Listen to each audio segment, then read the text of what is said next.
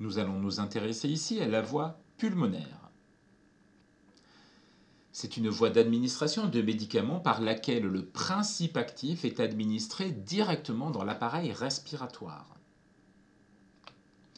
L'introduction se fait soit par le nez ou soit par la bouche.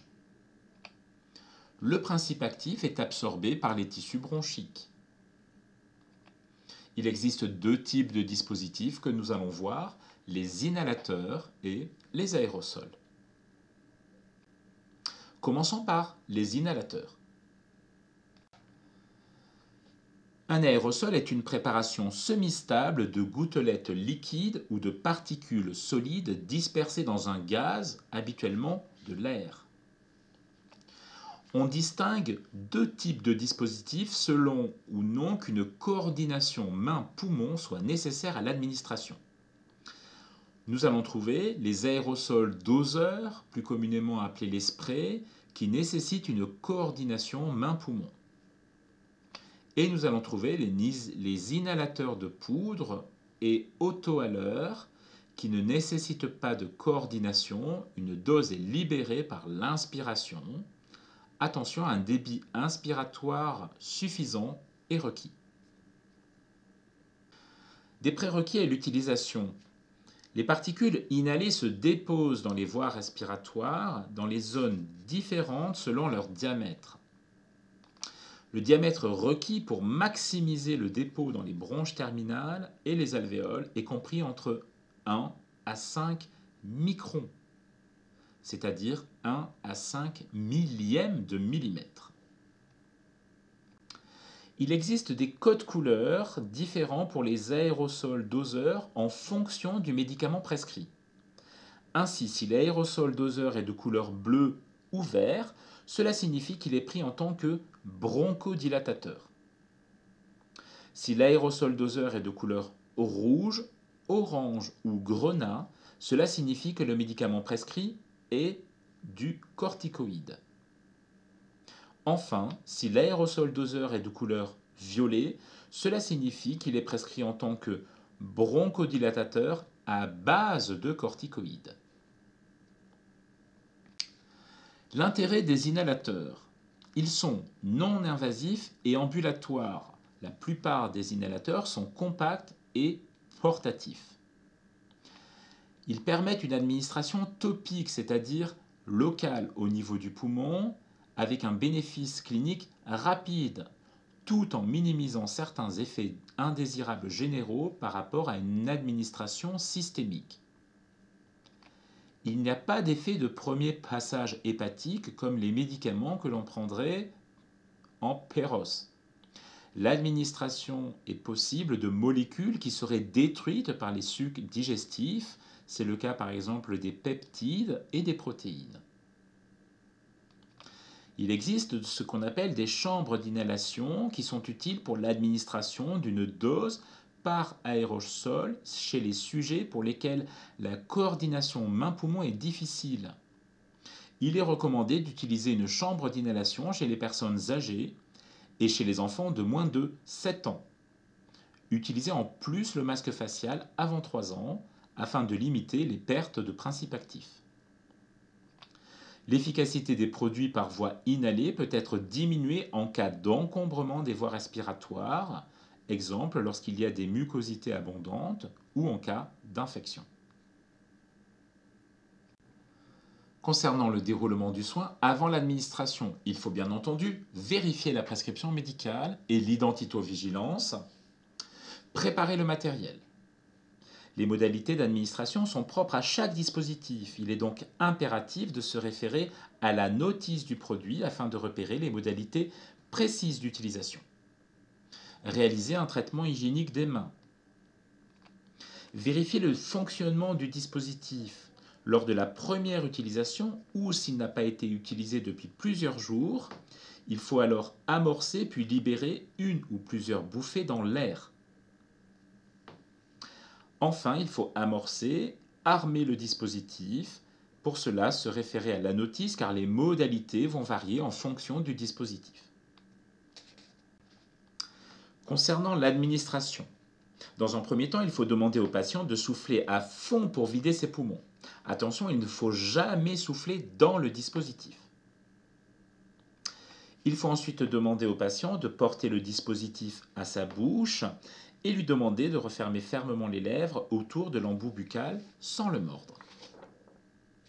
Il faut le faire inspirer rapidement et profondément par la bouche à travers le dispositif tout en maintenant la tête droite.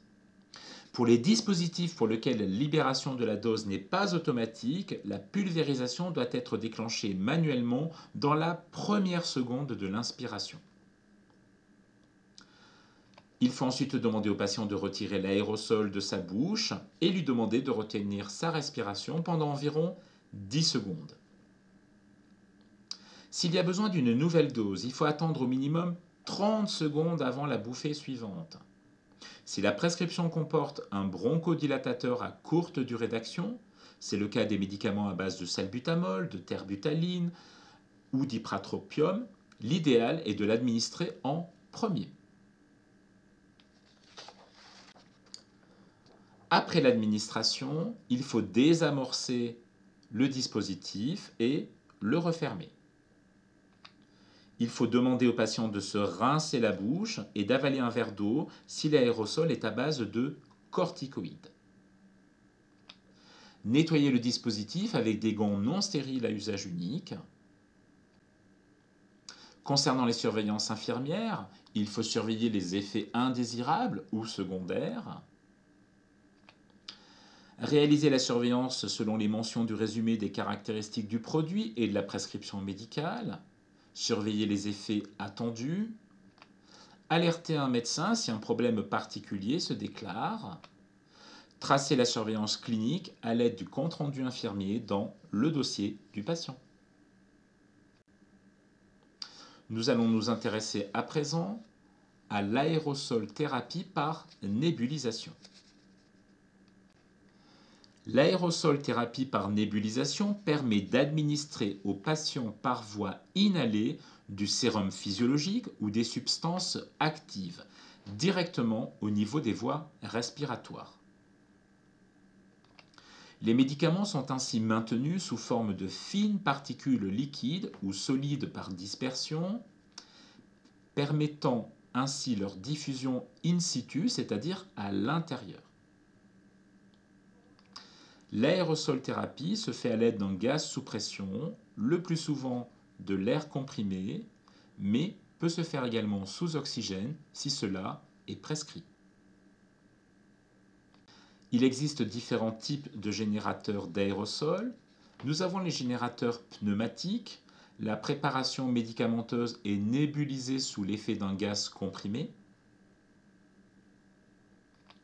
Les générateurs ultrasoniques, où la préparation médicamenteuse est nébulisée sous l'effet d'ultrasons,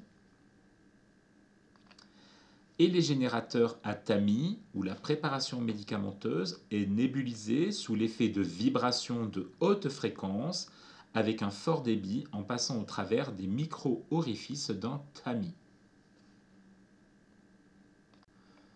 Les indications. Commençons par l'aérosol médicamenteux, qui utilise des médicaments avec de l'air et ou de l'oxygène si ce dernier est prescrit.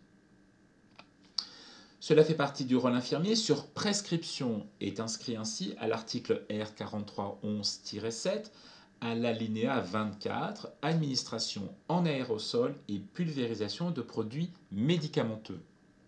Cela veut dire que ce n'est pas délégable à un aide-soignant ou une auxiliaire de puériculture.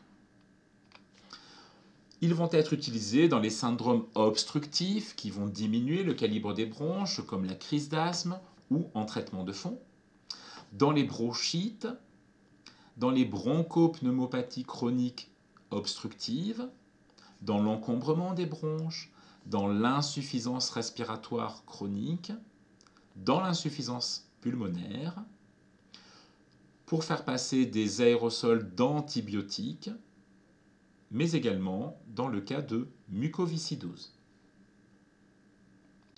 Il existe également des aérosols non médicamenteux qui utilisent du sérum physiologique et de l'air comprimé. Ils font partie du rôle propre infirmier et apparaissent à l'article R4311-5 à l'alinéa 28, administration en aérosol de produits non médicamenteux. De ce fait, l'acte est délégable à un aide-soignant ou une auxiliaire de puériculture.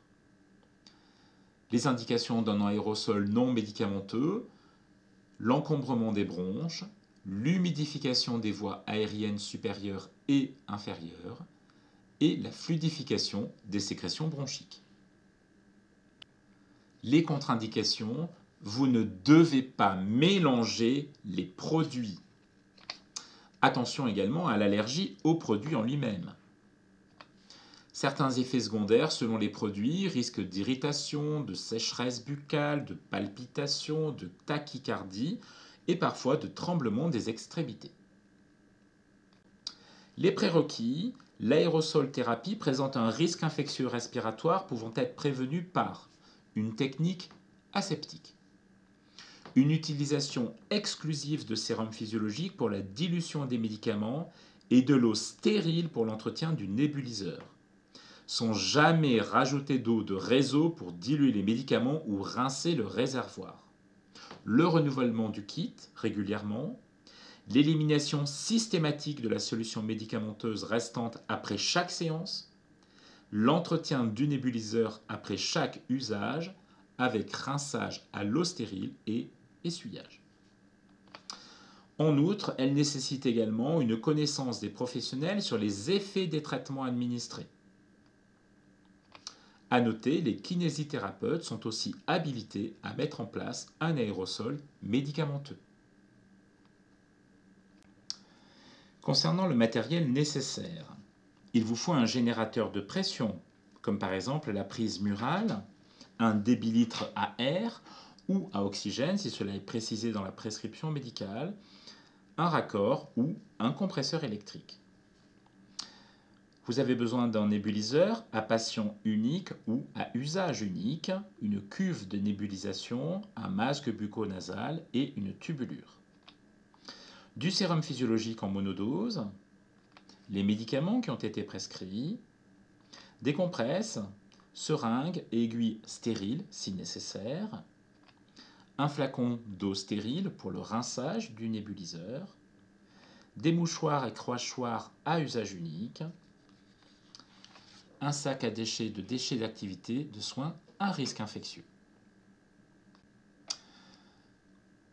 Avant l'administration, vous devez vérifier la prescription médicale. Planifier le soin à distance des repas et des prélèvements. En effet, il peut y avoir un risque de nausée et ou de vomissement. Par rapport aux autres soins éventuels, en particulier par rapport à la séance de kinésithérapie chez les sujets encombrés, chez lesquels la pénétration de l'aérosol est limitée. Et bien entendu, à distance des visites.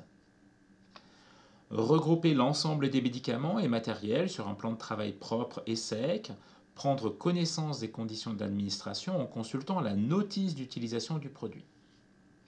Enfin, respecter les règles d'hygiène et de sécurité.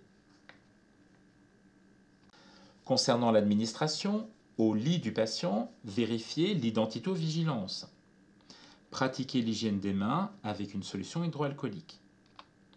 Préparer le nébulisateur, prélever aseptiquement le médicament et le mélanger au solvant ou au sérum physiologique. Informer et installer le patient en position demi-assise, sauf contre-indication. Faire moucher et cracher le patient. Expliquer le mode de respiration durant l'aérosol. Inspiration profonde par le nez, expiration profonde par la bouche. Boucher le dispositif, vérifier son fonctionnement et régler l'air aux alentours de 6 litres par minute, jusqu'à l'apparition d'un micro-bouillard. Assurez-vous d'une bonne étanchéité du masque sur le visage. Donnez la sonnette et mettre à disposition crachoir et mouchoir. Arrêtez l'aérosol aux alentours de 15 minutes plus tard et videz la solution restante. Nettoyez le masque réutilisable avec de l'eau et du savon. Réalisez un traitement hygiénique des mains et tracez l'administration selon les recommandations en vigueur. Concernant les surveillances, surveillez le faciès et la fréquence respiratoire du patient. Vérifier régulièrement la bonne observance du traitement. Éduquer le patient par rapport à l'observance du traitement si besoin. Parfois, pour le patient, 15 minutes d'aérosol, c'est long. Surveiller la survenue d'effets indésirables. Et vérifier les bénéfices obtenus. À bientôt!